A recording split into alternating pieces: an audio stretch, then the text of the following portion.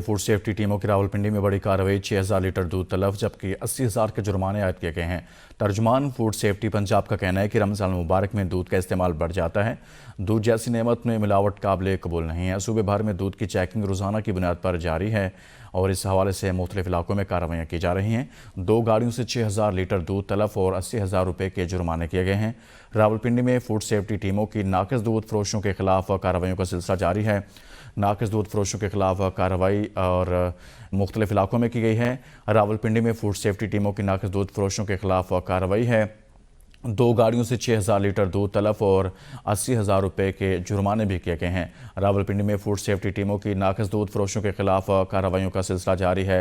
नाकिस दूध फरोशों के खिलाफ कार्रवाई चुंगी नंबर 8 और इकबाल टाउन में की गई है और फूड सेफ्टी अथॉरिटी का यह कहना है कि इस हवाले से कार्रवाइयों का सिलसिला जारी रखा जाएगा। 2 गाड़ियों से 6,000 लीटर दूध तलफ किया गया है जबकि 80,000 रुपये का जुर्माना भी किया गया है।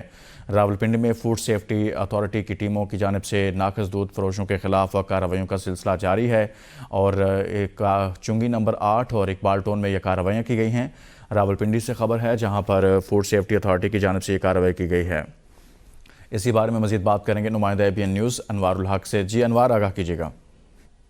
जी बिल्कुल, ये पंजाब फूड अथॉरिटी की जानिब से जो है वो नाकस दूध फरोख्त करने वालों के खिलाफ जो है बड़ी कार्रवाइयाँ जारी हैं। आज भी जो है 2 गाड़ियों के खिलाफ जो है वो 6,000 लीटर दूध जो है उनका तल्फ किया गया जबकि मौके के ऊपर 80,000 रुपये उनको जुर्माने भी किए गए। इस हवाले से तर्जुमान के मुताबिक चुंगी नंबर 8 रावलपिंडी में और इकबाल टाउन के करीब जो है वो 2 गाड़ियों से 6,000 लीटर जो है दूध तल्फ किया गया। तर्जुमान का कहना है कि रमजान मुबारक में दूध का इस्तेमाल बढ़ जाता है, इसलिए इसके खिलाफ जो है नाकस दूध बेचने वालों के खिलाफ जो है वो सख्त कार्रवाइयाँ की जा रही हैं।